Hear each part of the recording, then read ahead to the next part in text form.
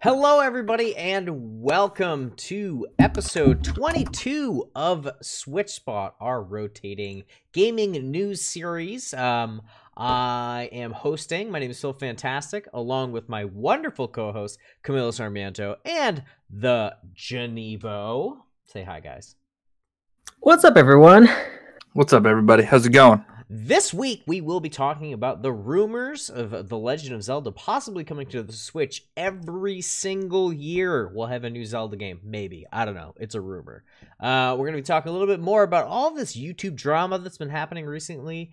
And lastly, we'll be talking about our predictions for the Game Awards this year.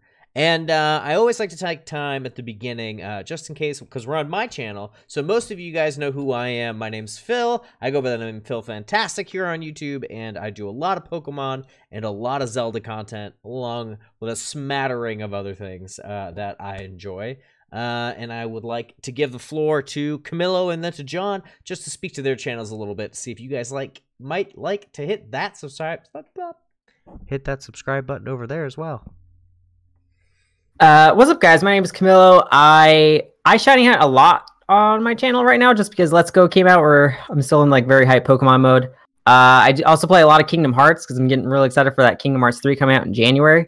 Hype. And I also play other Nintendo games from time to time. Hey, how about you, John? What are you all about? I play Fortnite 24/7. So 24/7 live stream. No, I do play a lot of Fortnite, but I have been playing old games. I played ARMS the other day for the first time in about 6 months. How was that? Did you have a good time? It was a blast. It was really fun. Yeah. It was a really fun time. Nice. That's good. But I've been playing a lot of multiplayer games. That's what I do. Cool. Very, very cool. All right. So now that you know the hosts, let's get into the topics. So our first topic today is going to be a Zelda every year?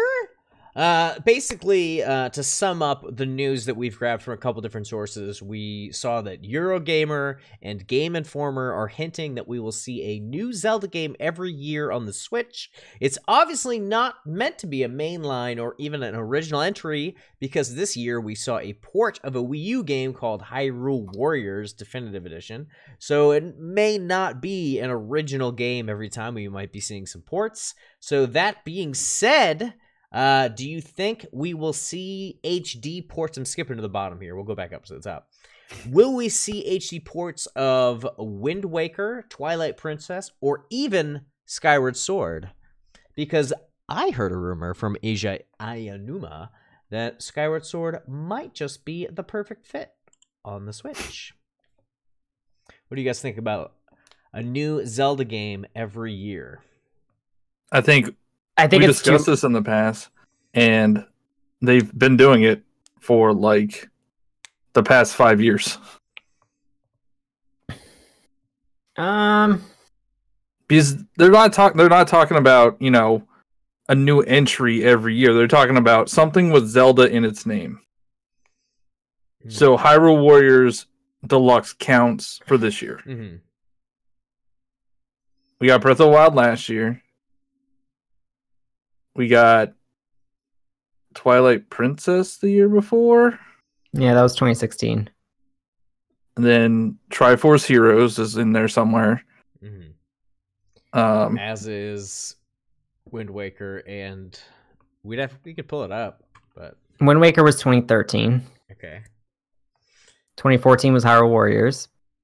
2015, Link Between Worlds. 2013 was Link Between Worlds. So we got Wind Waker and Link Between Worlds the same year. Interesting. Speaking of A Link Between Worlds, do you think we'll see a top-down Zelda game on the Switch? Or do you think that that's dead?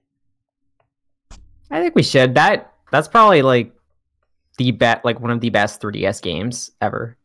A Link Between Worlds? Yeah. Yeah, if we could get a follow-up to that, that would be awesome. That would be great.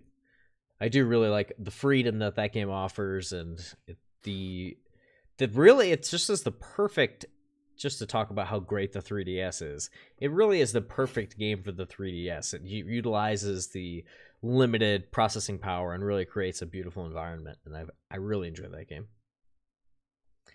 And speaking of Zelda, well, do you think we'll see, and I know we've talked about this kind of before, but is it going to be, what's your prediction? Will we see something entirely new that we've never seen before is going to be the next Zelda entry, or do you think we'll see something using the Breath of the Wild assets in that engine?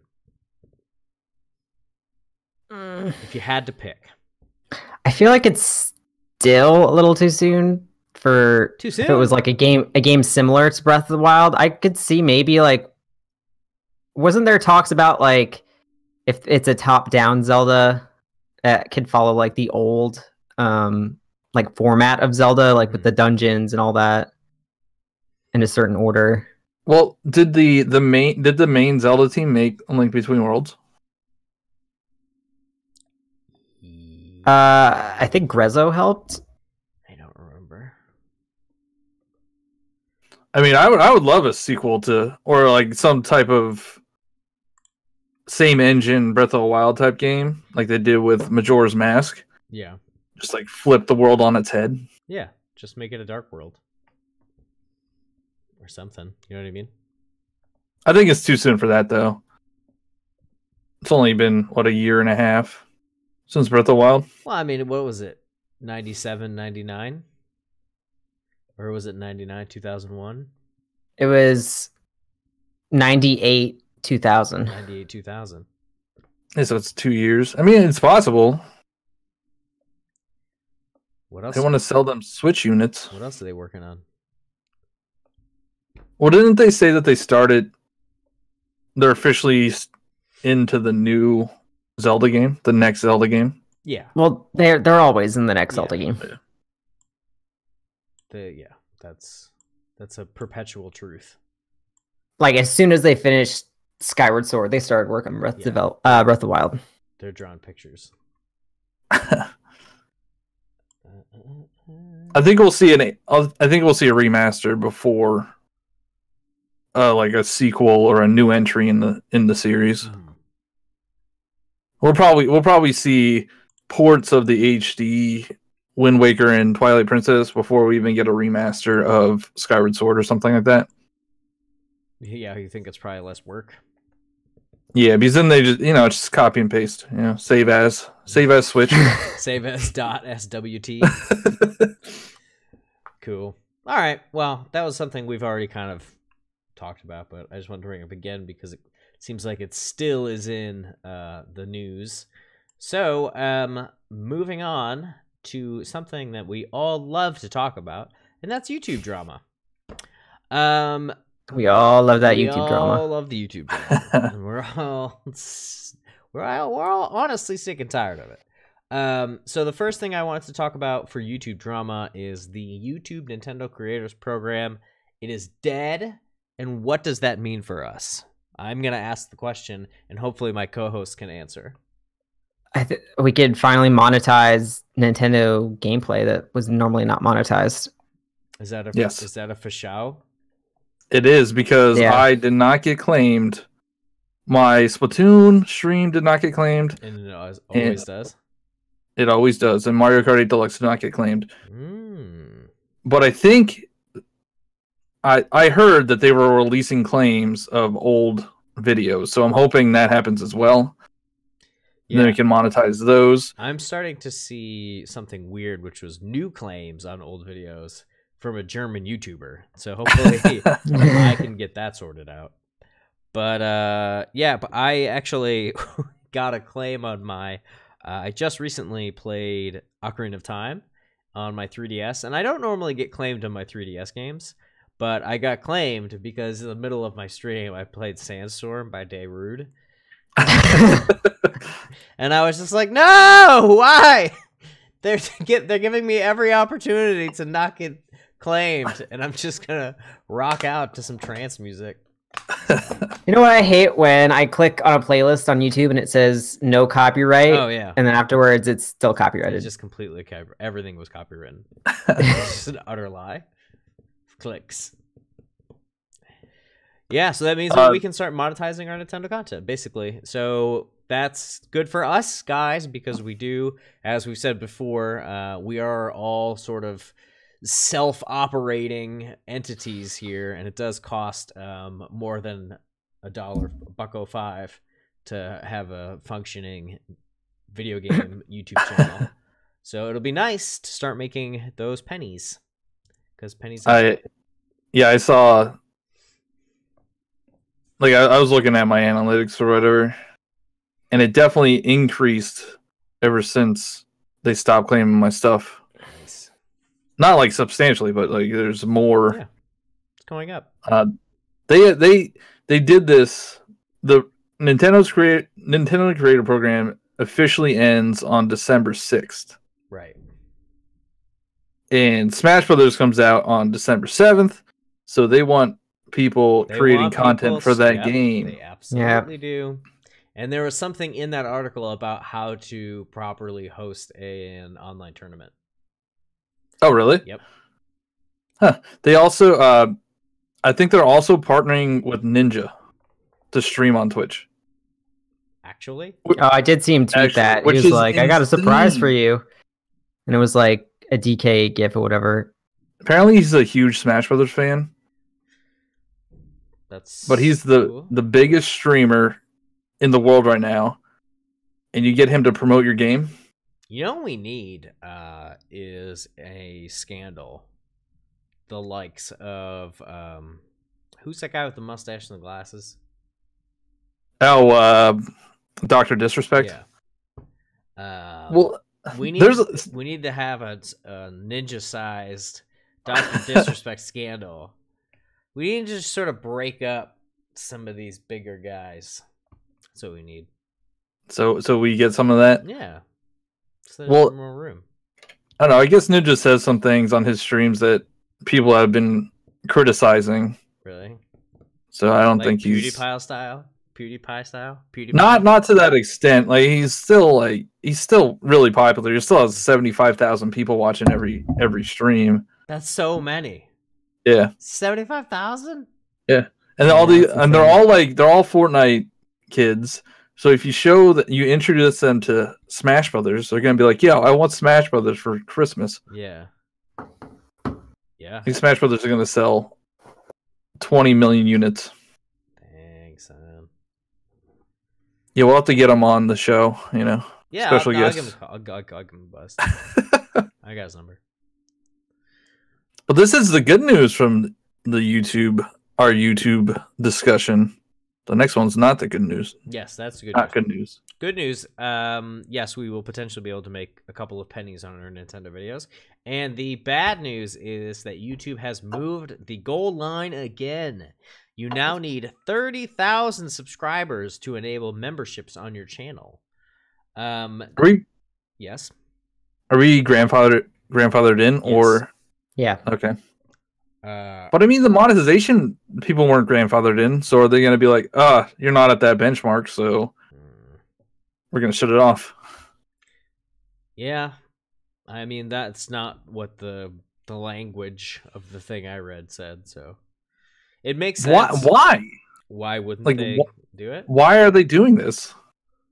Because think about how much... I'll just use my channel as an example. My sponsors fluctuate a lot from month to month. People drop on, people jump off.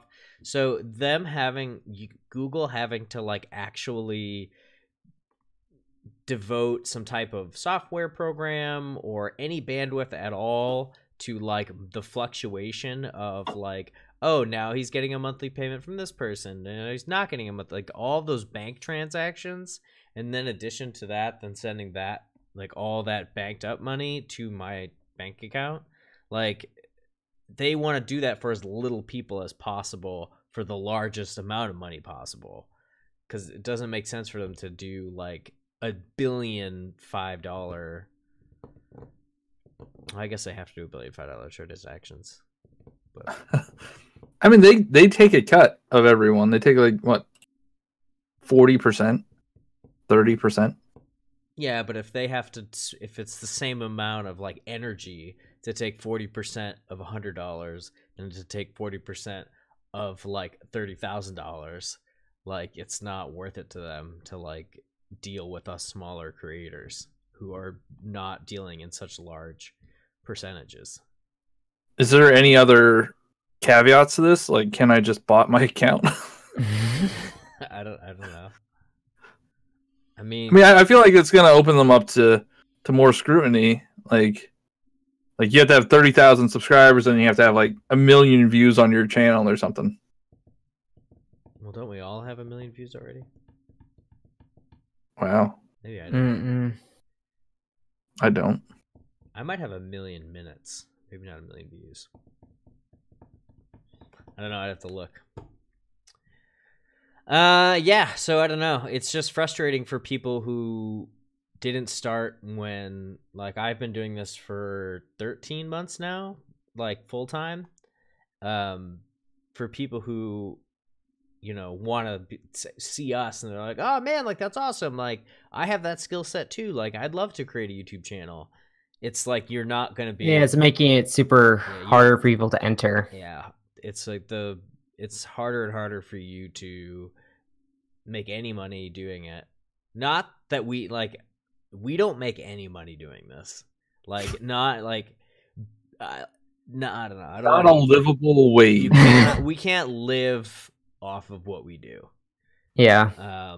We could like maybe buy a game every 12 months. that's about how much money for perspective. Yeah, I don't understand how people that have, you know, even 30,000 subscribers, like you're still not making that much money. Like you're not. 30,000 is really not a lot. You can't live off that. Yeah. I mean, it's just it depends on how you set up your revenue streams.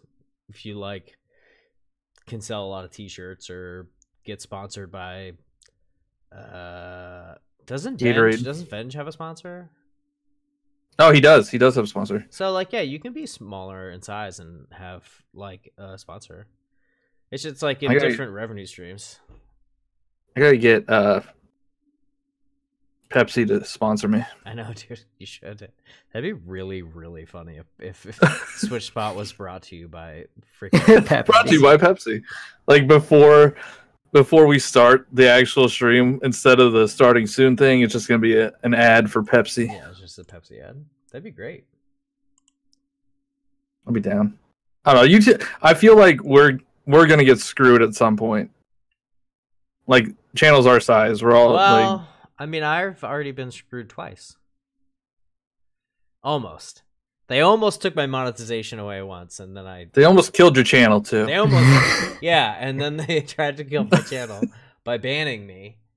You weren't what completely. You were still like you just couldn't stream. That was right, it. But that was my bread and butter. That's all I did. I didn't really make a whole lot of original videos. And even if you made videos, like you're not making money off those videos. You're making pennies. The only thing you have to wait till you get it. The thing that stinks though is that like all the videos I ever would have made money on were the Breath of Wild videos I made back a year or so ago, and that came not a year and a half ago, and that came out because I was getting like tens of thousands of views on those videos. Yeah, and then they were just like claimed, and it's I'm not getting that money back.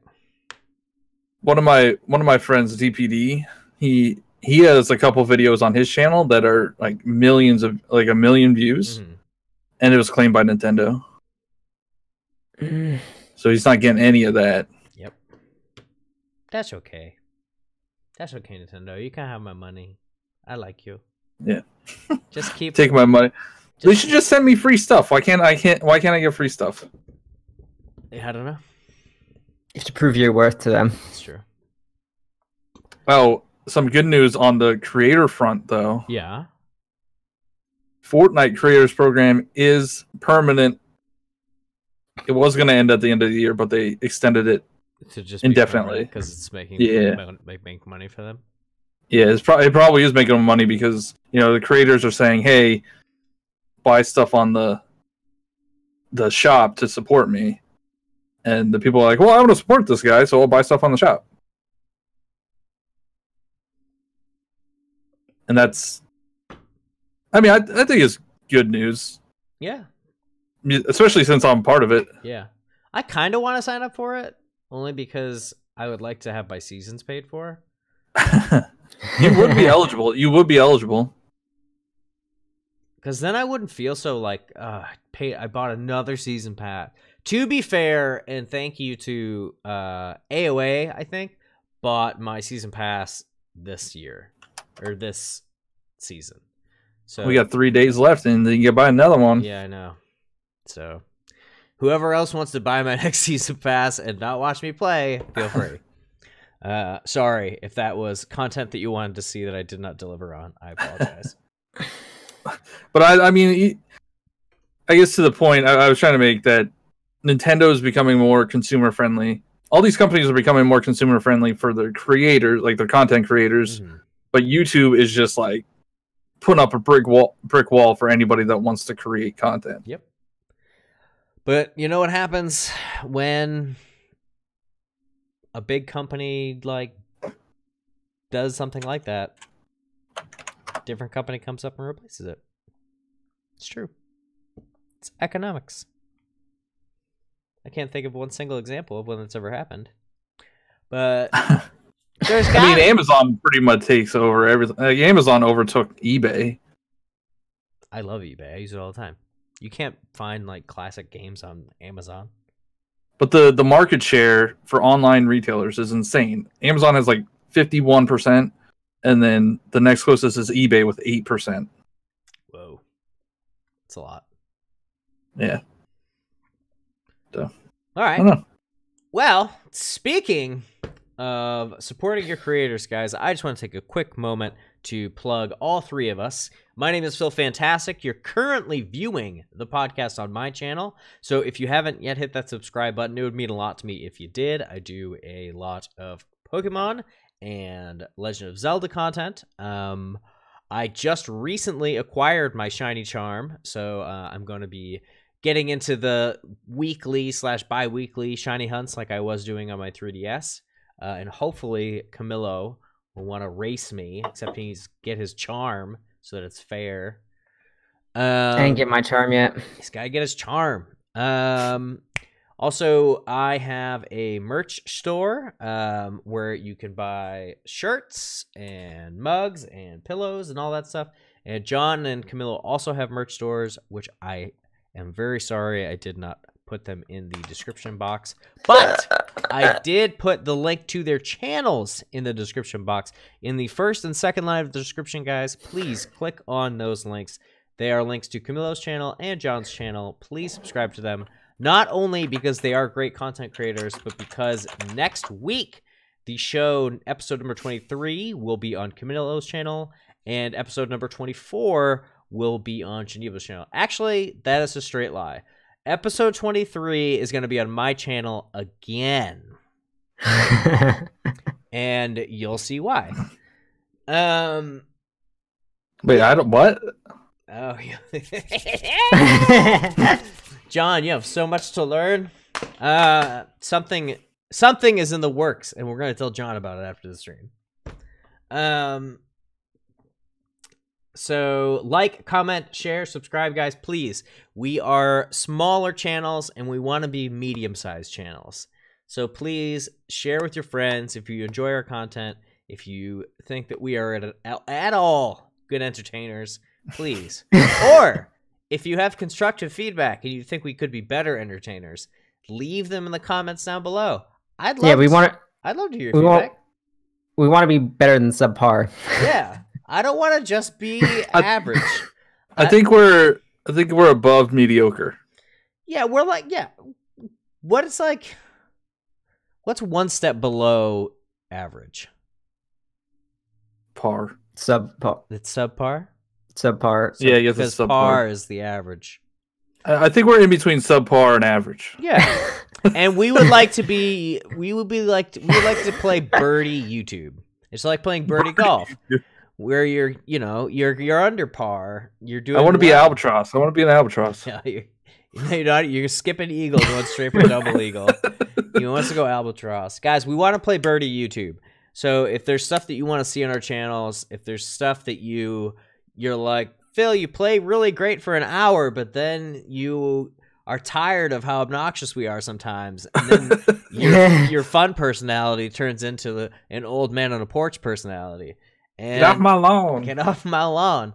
And I'd love to hear your guys' constructive feedback. So please, before the new year is out, get all of your feedback out, because come the new year, we are going to have so many surprises, so much new and exciting content. You guys won't even know what to do with it. You're gonna be like, what was happening in 2018? Because 2019, holy mackerel. I'm laughing, I'm crying, I'm seeing this dude jump through like crazy hoops on a skateboard in this new game that we haven't heard of yet. It's gonna be crazy. I am way out of the loop on this one. I have no idea what the heck the skateboard you're thing is made up. So Yeah. Wait, is it? I thought we got that planned already. Yeah, we can. I have a longboard. We can jump my longboard. Okay, I think we're getting off track. All right, so let's get back on track. So, guys, thank you so much. Please like, comment, subscribe. Seriously, we mean it. We need your feedback. We need your assistance. I'm also doing a giveaway. John's Go over there, check out the giveaway. John's doing a giveaway. You are. I might do a giveaway. I might give away Pokemon Pikachu edition with the Pokeball. I don't know. Because you don't want to return it. Yeah, exactly. If I hit 3,000 subscribers before January 1st, I will give away my Pokemon Pikachu. Let's go. Make 500 bots. No, don't. All right, we're moving on to the Game Awards. We're going to go through our Game Awards predictions. So essentially, guys, what I'm going to do is I am going to open this up in a browser.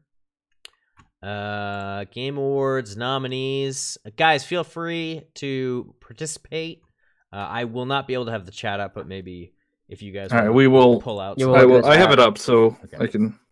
Great. So why not start with the big ticket item, Game of the Year? The nominees for Game of the Year are Assassin's Creed Odyssey, Celeste, God of War, Spider-Man, Monster Hunter World, and Red Dead Redemption 2. What do you guys say? What do you think? My personal opinion, having played a lot of it, probably half of Celeste, probably half of slightly less than half God of War, and like 90% of Spider-Man, I think my choice as to who will win is God of War. I think that game is really crazy. What about... I have to agree. God of War is the best game that came out this year. Celeste is very good, though. I think it's definitely the best indie game to come out this year. I think Red Dead is going to win. Wow. But my personal favorite is Spider-Man. Spider-Man is really fun. I think if someone was to hand me both discs and said, which one do you want to play today, I would probably pick up Spider-Man every time. But I think to like play from start to finish, it's like the Academy Awards. Like the things that win Best Picture are things that you really only want to watch once. Like sometimes those movies are like, whoa, look, hey. Shape of Water? You didn't like Shape of Water? Actually, I didn't see Shape of Water. I didn't get that screener. Bro, because I'm in the biz. I'm in the biz and I get screeners. And I didn't get that screener last year. I think God of War deserves it. I feel that, but I don't think it was popular enough. Really? Like people, it's like a game that's like really good, but people don't appreciate it. It was the best-selling PS4 game until Spider-Man came out. Spider-Man is just so much more, covers such a larger audience than God of War. God of War is such a like small group of gamers, where Spider-Man's not just gamers. You're probably having people who are like, oh man, like, remember when... like Tom people were really into the movies. Like, I don't feel so good, Tony, stop. And then they're like, I want to buy that game. I don't think Spider-Man does anything new. I don't think it does anything different than any other open world games. You have your... but it reinvigorated what a Spider-Man game is. Because it you really did. The control of Spider-Man that you have is very good. Like the being able to kind of go one way and then immediately rip around and just start bashing on some guy that you saw out of the corner of your eye. Like being able to know that you want to do that in your brain and then actually be able to do it with the controller is a rare feat. I feel like some games you the controls are not always what you want. And I think with Spider-Man, it's so fluid and it's so fun. And I think that was one of the biggest things, one of the biggest pros. I have some cons story-wise, but I don't want to get into it yet because I feel like that game is still too new to want to spoil. I can say it very vaguely by saying they introduced characters for like 10 seconds when they could have introduced them for maybe 20% of the game each. I want to know why or what high school kid could hide 50 backpacks. Like, how is he affording all these backpacks? Have you ever been to the store Goodwill? Because those cost $1. He needed $50. And then at Goodwill, they have this thing called like the color of the week. So when you go to get your thing that's the color of the week, I believe that item is $1. So say he goes on a color of the week, color's yellow, he finds 5 backpacks, they're all yellow stickered. He's got 5 backpacks for $5. That's real. This thing takes place in New York. Do you know how many Goodwill centers are in New York? And this is only in Manhattan. Which is confusing because he's from Queens, and I'm annoyed that it only takes place in Manhattans. Manhattans. Liam Neeson's. Manhattans. Looks like a lot of people. Well, it looks like people are saying Red Dead 2 is gonna win. I haven't played it yet, but I've also heard a lot of negative stuff. Yeah, I just hear people like rave about it so much. It's really it's different. You're an actual cowboy. Like, it takes you the amount of time that it would take you to ride a horse somewhere. Like, there's no fast traveling. You can't even get in a carriage? I think there are carriages, but it's still slow, you know. It's not you're not, clicking on a marker and then going right to that point. You also have to like shave and bathe yourself. So it's like Animal Crossing. If they added very personal tedious hygiene in Animal Crossing as a chore, I'd be totally down. It's just chores, the video game. I mean, that's what Animal Crossing is. Yeah, I know. That was my joke. All right, so I think we've harped on that enough. So wait, so I'm saying God of War, but I like Spider-Man better. Camilo's saying Red Dead Redemption 2, but I like Spider-Man better. And then John's saying God of War, and I like God of War out of all of them. Okay, great. The next big category is Best Ongoing Game, which is awarded to the game for outstanding development of ongoing content that evolves the player experience over time / games as a service.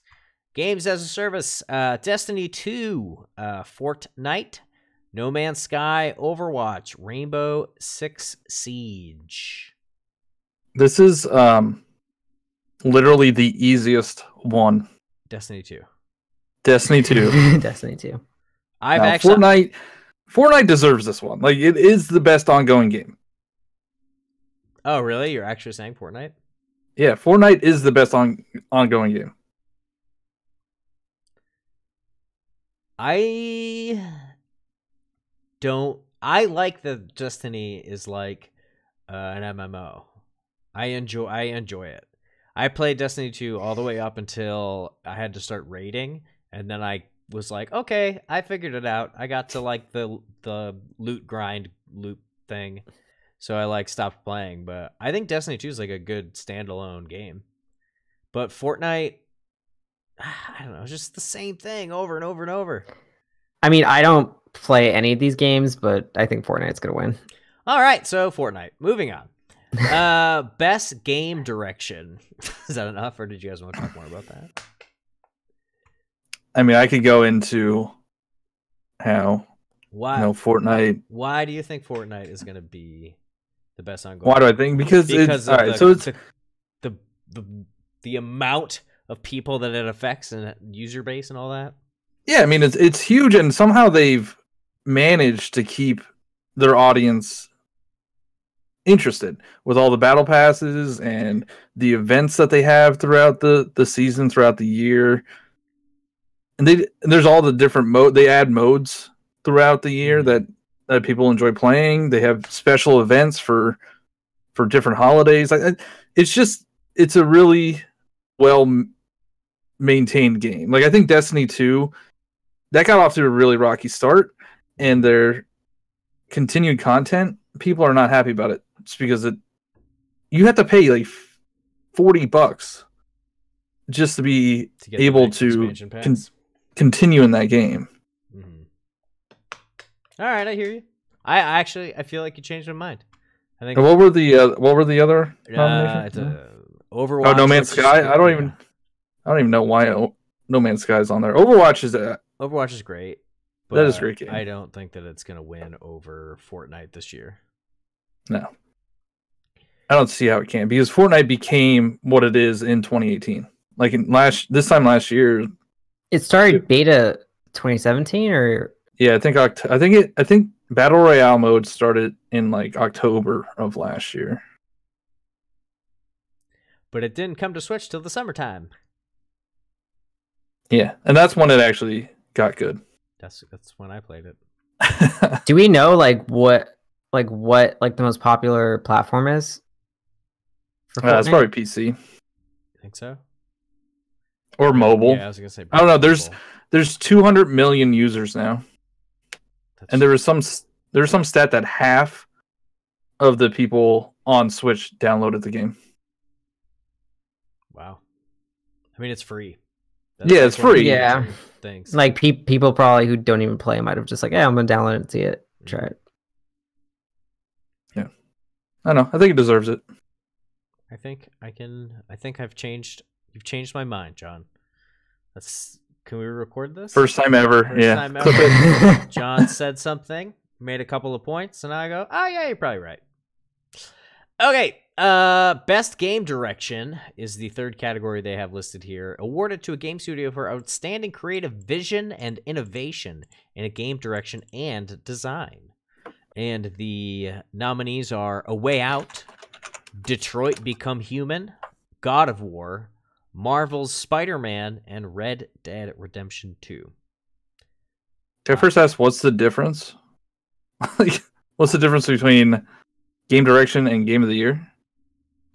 Game direction would be like how overall, innovative the game is, yeah. Or like overall, like how did they present the story to you? Where like, you know, game direction doesn't really have anything to do with like how awesome and fluid Marvel Spider-Man's like combat system is, which makes it part of one of the reasons why it's game of the year, is because that combat's so awesome. But that has nothing to do with direction or like the story. Gotcha. I gotcha. And it's weird that they said direction and design, which is like, if you think about it from a film perspective, they would have a production design category and a best director category. Yeah, but that's kind of picking hairs at this, right? Yeah, but like at the same time, like design is so different in that it would be like the world that it was built, that God of War, like that Kratos walks around in. They're like, somebody had to like draw those mountains, and then somebody had to like polygonally make those mountains. And I feel like that would be like the best like design category, where the directing is like, oh, we decided to like have the camera be behind Kratos, and then very fluidly it like moves into seeing this giant serpent come out of the whatever lake that is. Like that's very, you know, like, and how tonal something is more direction and design. So I did not play A Way Out. I did not play Detroit Become Human. I did play God of War. I did play Spider-Man. And I have seen enough about Red Dead to not have an opinion. So what are you choosing? I mean, I think God of War, even though there are really good emotional beats in Spider-Man, I think God of War really makes me feel And I don't know if that's good or not. It makes me feel like I'm in this really epic world and that like it could be a movie. But like that's not necessarily a reason why it would be best direction. But I just in God of War I'm very immersed and that world that I'm in feels real. But I mean so does Manhattan. But I used to live there, so it's not that accurate. The thing is, I've only played Spider-Man out of all of these. But I have heard like really good things about Detroit Become Human.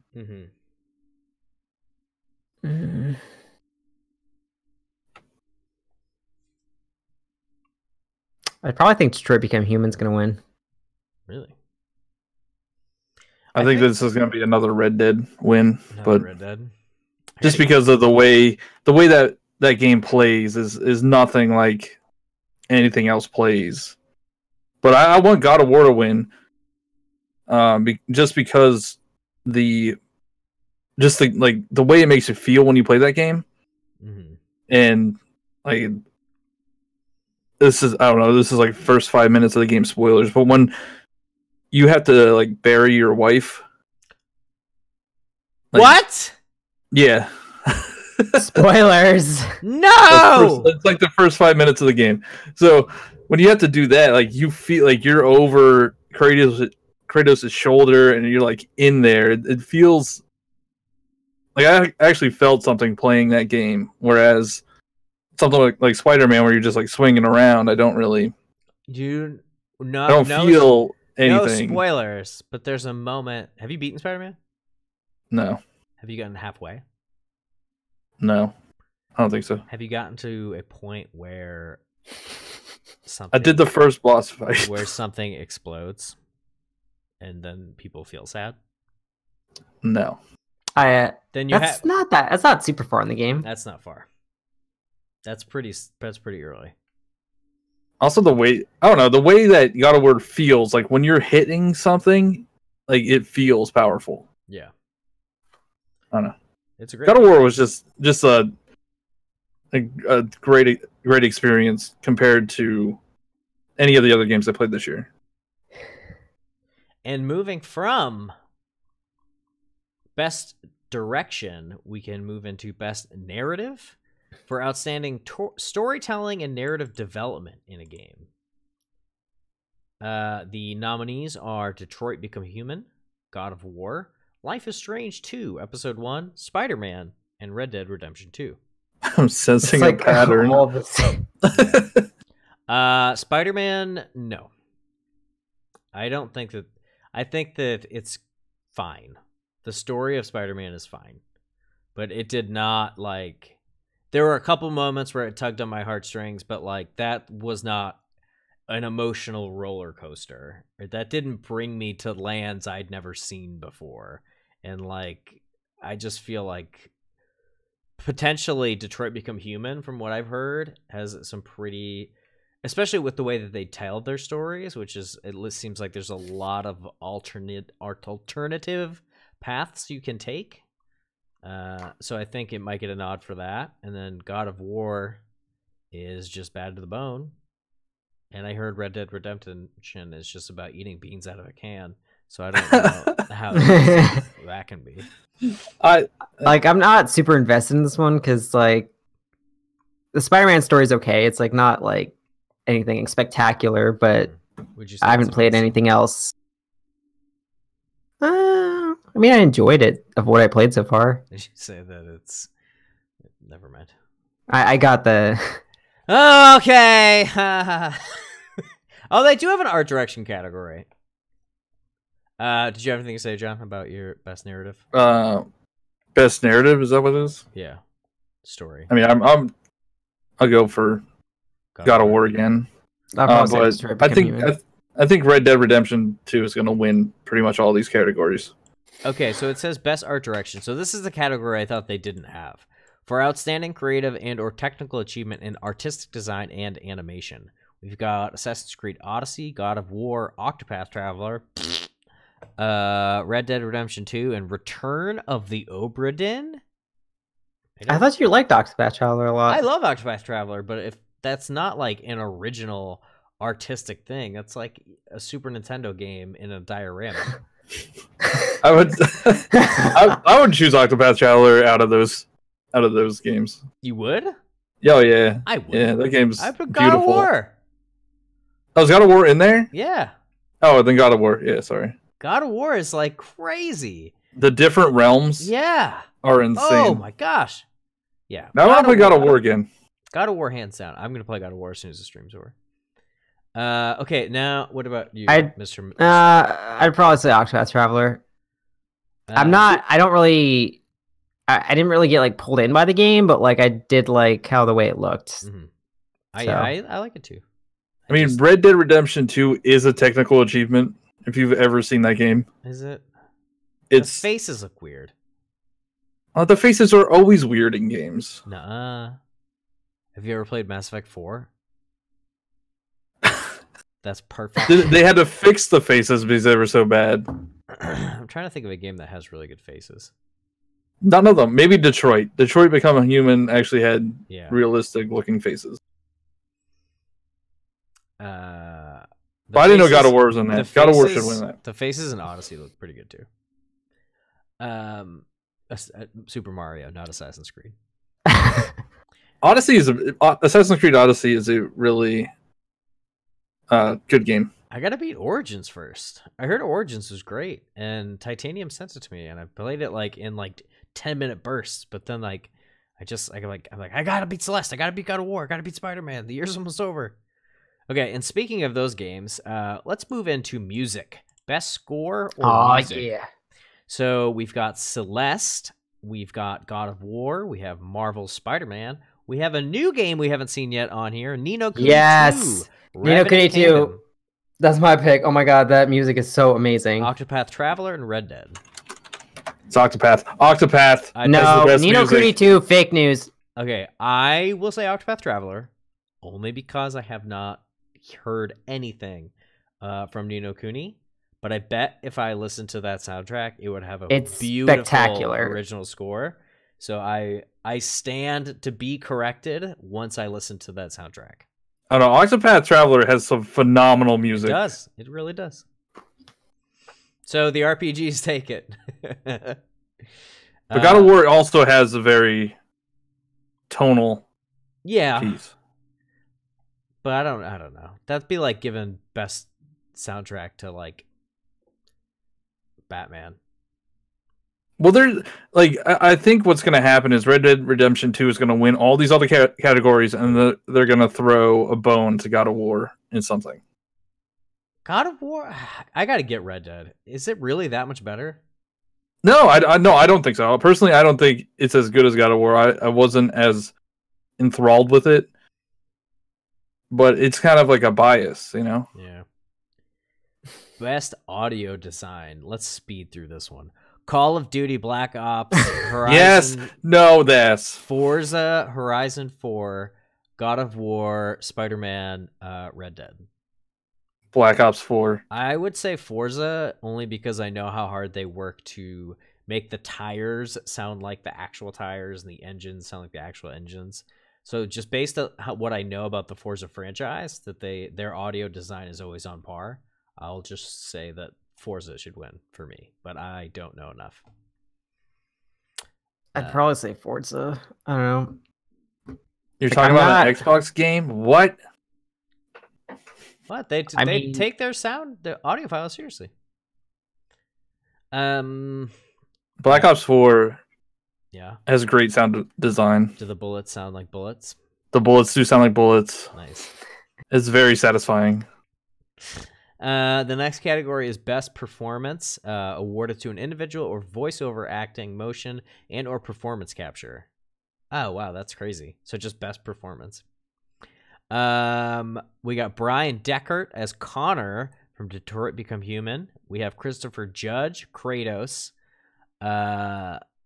Melisanthe Mahat as Cassandra in Assassin's Creed Odyssey. We have Roger Clark as Arthur Morgan in Red Dead Redemption 2, and Yuri Lowenthal as Peter Parker. I like the Kratos voice, but he doesn't say much. But boy, get over here. It has get over here. It does have just such a like gravitas to it. Whenever he speaks, it's like I'm listening.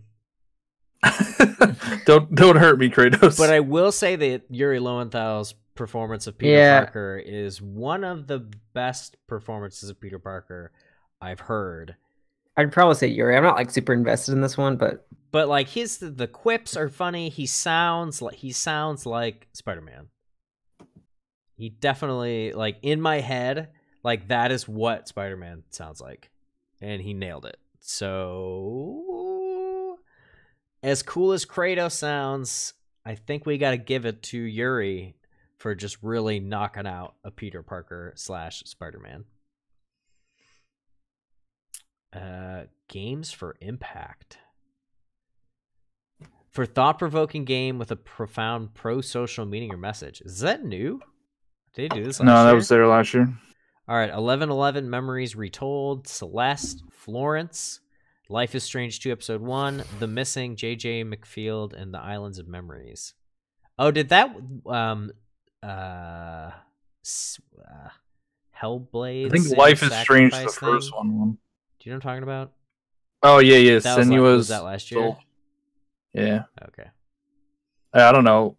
I don't even know why. Like, I played Celeste. I don't know why that would be a game for impact. Is it not about depression? Maybe. I don't know. I didn't get that. Yeah, I think it is about any of these. I think it is about, like, you know, reaching, like, climbing. Yeah. Defeating your demons and. I'd probably say Life is Strange. Yeah, I don't know. I'll vote Celeste because it's the only game I've played. That's just like a 2D platformer. Like, what's deep about that? I think the text gets really deep, and they start to develop the characters like once you get further in the game. And there's like dream sequences and stuff where like she has like communicating. She's communicating with her mother and stuff like that. That's really strange. It definitely is. It's more than what it seems. It's very obscure. Like, it's not. I don't know. I didn't feel anything while playing. Like, I only did the platforming. I didn't feel anything while playing it. So I guess it didn't really impact me. All right. Moving on to Best Independent Game for Outstanding Creative and Technical Achievement in a game made outside of the traditional publisher system. We've got Celeste, Dead Cells, Into the Breach, Return of Obra Dinn, and The Messenger. My vote is Dead Cells. I could play that game for hours. Dead Cells is really good. But I think Celeste is the better game. Celeste, yeah. Dead Cells I can't beat. So I like I don't know, maybe I'm just right now in this moment more in the mood and wanting a Metroidvania style game. So to have that on my Switch I enjoy, and I've never gone a year being like, man, I really wish there was a platformer to play. That's like never a problem. But like there's years that go by where you don't have a good Metroidvania game, especially one that has Souls-like elements in it, which I'm into. The Messenger is also really good, but it gets really dumb. Is it pretty linear? It starts off linear and then something happens and then it goes to Metroidvania. And it kind of ruined it for me. Oh dang! Well, don't tell. Like I couldn't get myself to get in, like switch from just straight platforming to, you know, having to go back and forth and stuff. I don't know. The first 5 hours of the game were fantastic, and then it just dropped off. And Into the Breach is apparently really good too. Yeah, I think my brother's been playing that. Best mobile game. Did you say anything, Cam? Did you pick one? I think so. Yes, it's Celeste. Okay. Best mobile game. For the best game playable on a dedicated mobile device, we've got Donut County, Florence, Fortnite, PUBG Mobile, Reigns Game of Thrones. Fortnite and PUBG should not be there. Yeah, that's not a mobile exclusive game. But well, I don't know. Are these games only that came out in this year though? Because like I would vote for Pokemon Go if it was here. Pokemon Go. Well, no, I think the mobile versions of Fortnite and PUBG came out this year. I guess, yeah. I play like Pokemon Go constantly now. What about Pokemon QB Boy? Oh, Pokemon Quest? Pokemon Quest. I forgot that thing came out. Is that not in your rotation? Oh, you mean am I playing it? No, I haven't played it in a while, but I thought you were talking about like why it's not. Yeah, why is that not here. Game of the Year? I get to make soup. I guess because it was like a Switch game and then it became a mobile game, but I don't know. Okay. It did kind of die though after like a little while. After it was announced. It's fun. I mean, I would play Pokemon Go way more than Quest, but yeah. Do you guys play AR or VR games? Because if not, no. All right, skipping this category. Best action game: Call of Duty 4, Dead Cells, Destiny 2, Far Cry 5, Mega Man 11. Mega Man 11. That's a random category. That's random. Focused on combat. On that one. Yeah, best game in the action genre focused on combat. Call of Duty 4, Dead Cells. Is Far Cry 5 any good? That looked pretty good. It's on the list. I like they're in America, so that's pretty cool. I live in that country. I'm not really invested in this one. Mega Man 11, yay! So yeah, I go Dead Cells on that one. That's an odd category. I don't like that one. All right, best action adventure game. For the best action adventure game combining combat with traversal and puzzle solving: Assassin's Creed Odyssey, God of War, Spider-Man, Red Dead, Shadow of the Tomb Raider. Wow. I'll say Spider-Man on this one. So I think they were like making categories to get some of these random games in here, like Shadow of the Tomb Raider. Yeah. Gosh, if it's gonna be, I don't know, traversal and puzzle solving, just because I've already voted for I love the puzzle solving in Spider-Man. That's like probably one of my favorite parts. Oh, those lame computer puzzles. Those are like the best. They're not that lame. They're from like the 90s. They're not that lame. They're fun. They're not bad. There's a lot of stuff in games like that is very bad, and that is not bad. They're just they're so dated. They're so dated. How's it dated? It seems very futuristic when I'm doing it.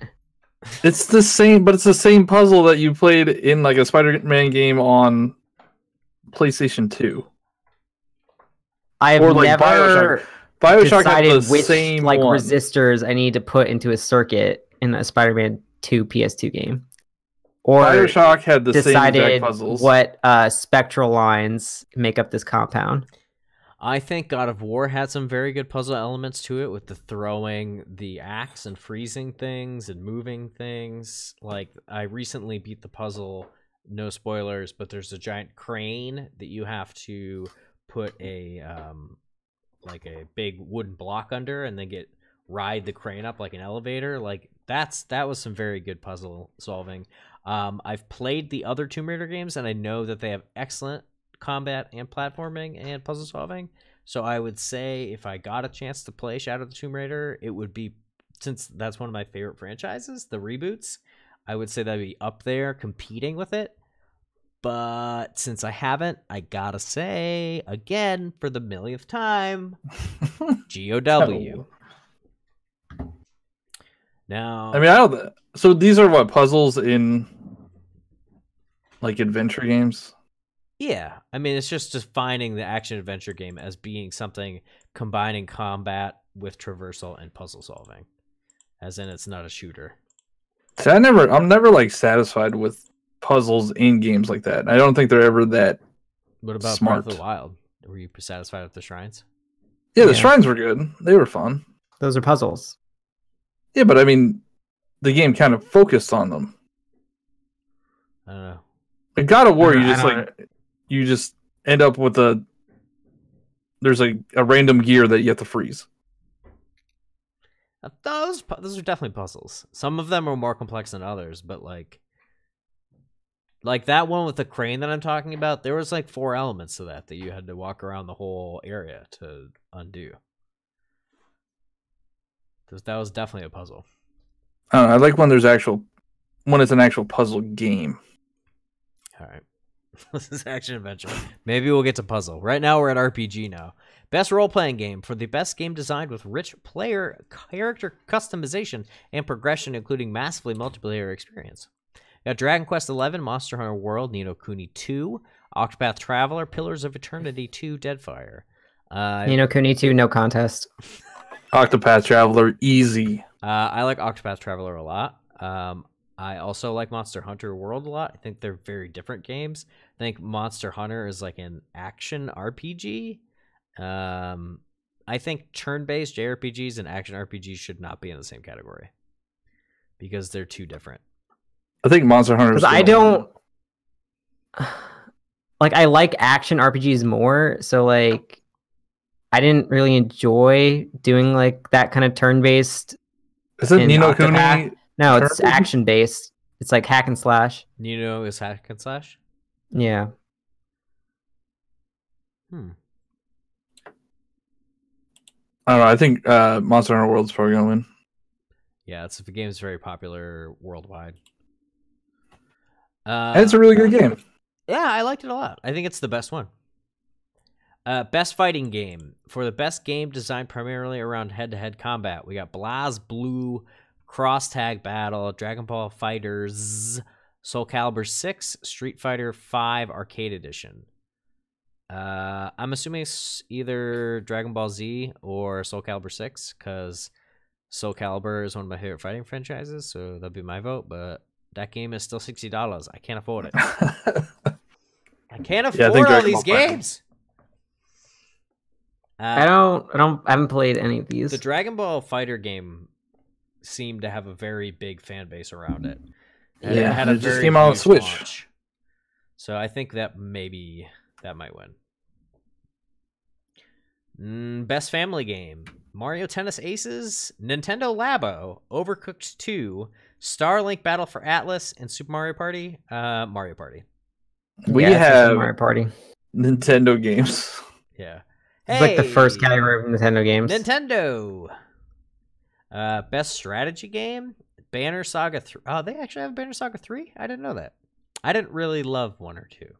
Battletech, Frostpunk, Into the Breach, Valkyria Chronicles 4.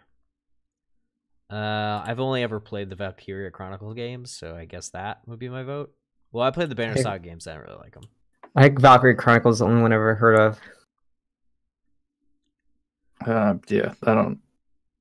Fire Emblem will be next year. Oh yeah, that's true. Oh my gosh, we'll vote for that next year. Well, if it comes out early enough in the year. Well, you could skip like there's a lot that are like esports team of the year. And... yeah, we're almost done. All right, so best sports or racing game: FIFA 19, Forza 4, Forza Horizon 4, Mario Tennis Aces, NBA 2K19, Pro Evolution Soccer 2019. I don't know. Personally, I like Mario Tennis the best, but I think FIFA 19 is probably a really good game that the world will enjoy. I want Forza 8. Forza Horizon 4 is really good. Really, really good. Do you have a pick, Camilo? I'd probably say FIFA 19 is most popular. Best multiplayer game for outstanding online multiplayer gameplay and design, including co-op and massively multiplayer experiences, irrespective of game genre. All right, we got Black Ops 4, Destiny 2, Fortnite, Monster Hunter World, Sea of Thieves. Fortnite. I guess Fortnite. I think I enjoy playing with friends more when I'm playing Monster Hunter World, but I think Fortnite's an easier game to just kind of jump into and to stream. I think personally like Black Ops 4. Have you done? I play that every day. You done the little what is it? What is that game? PUBG ripoff? Oh, Blackout Mood. Yeah. The PUBG, It's a huge like PUBG. improved. It's so good. It's so much better than PUBG. It's what PUBG should have been. Best student game, skipping. Best debut indie game, skipping. Best esports game, skipping. League of Legends. Yeah, it's CS:GO, Dota 2, Fortnite, League of Legends, Overwatch. Say League of Legends is the most popular game in the world. Best esports player. That means we're done. Okay. Ninja. And we're done. Those are the things We need the influencer of the year. We got to get nominated for next year. It's not us. We got to do something. We got to blow up. We weren't on there. I looked. All right, let's go to... Let's wrap this sucker up. So, guys, I want to thank everybody for watching today, coming in and hanging out. And appreciate you smashing that like button, as you always do. I also want to thank Camilo and Janibo for taking time out of their busy schedules to co-host the podcast on my channel this week. Again, next week, the podcast will again be on my channel for reasons to be shared very soon. And that's pretty much it. Let's do what we always do at the end of the stream and say, what are we currently playing and what have we recently bought? Currently, I am playing off-stream God of War because I'm trying to beat it before basically the end of the year, not before the Game Awards, because that's in 3 days. And then Smash comes out the day after, so that's a wash. But hopefully Spider-Man I will beat tomorrow on my live stream if you guys want to watch that. But I don't know if I'm going to stream God of War because it is an M-rated game, and I don't stream M-rated games on my channel. It's really not that bad, though. I know, but it's so violent. It's still, yeah. It's so But it's all like demon guys. Yeah, I know, but it's still scary if you're 6. I But guess you're I can't 11, watch so... that. Yeah. So that's what I'm up to. God of War and Spider-Man. What I'm still playing a ton of Pokemon. I started Persona 5 on Saturday. Whoop. Are you liking it? I think it's so far. I'd like to hear your impressions like 15 hours in. I think I only played like 3.5 All right. hours, something. All right, 11 and a half more to go. Then let me know. What about you, John? I am currently playing some Mario Tennis Aces, actually. Ooh, I got They had this afternoon. Yeah, they got PD Piranha and Shy Guy. And then they also have a new co-op mode where it's the rings or whatever. It's like you hit the ball through the rings. Wait, yeah, they have PD Piranha and Shy Guy? Yeah, so if you do the singles tournament, you get PD Piranha. If you do the doubles tournament, you get Shy Guy. Oh. So, I mean, I just did one match and then like backed out. That's all I usually do for that. I gotta get me a Shy Guy. I didn't even realize that was happening. Yeah, and then they're doing the limited time co-op mode where I forget what it's called. It's called like Ring Race or something. Mm-hmm. And you could get 3 different colors of Yoshis. Weird. I feel like all Yoshi colors should be available from the get-go. So I'm getting shiny Yoshis right now. Shiny hunting. Shiny hunting Yoshis. I also just bought Guacamelee 1 and 2 Oh, cool. on the Switch. Those are good games. I love the first one, and then they're doing some promotion on if you have the first one on your Switch, you get 30% off of the second one. Oh, cool. So those are Metroidvania games right there. There you go. How do we feel? So I said that on the thing I wanted to raid somebody who was playing one of the Game of the Year contenders. I see Nintagious. And I also see Nintagious playing Celeste. So we will be rating Nintagious, guys. Here is the link to his channel. I want to say again, thank you to everybody who's watching. Thank you to Cam. Thank you to John. You guys, your personalities are glowing and very easy to bounce just wonderful conversation off of. So the hashtag, as always, is Switch Spot. Right? Yes, hashtag Phil. No, it's Switch Spot Raid. That is what it is. When all 3 of us go, it's a Switch Spot Raid. Switch Spot Raid. We're going to be raiding Nintagious. That's the link to his channel. If you cannot click the link because you're on mobile, that is how you spell Nintagious. Again, thank you, guys, and we will see you over there. That's it for me. You stay fantastic. Bye-bye. Bye-bye. Bye.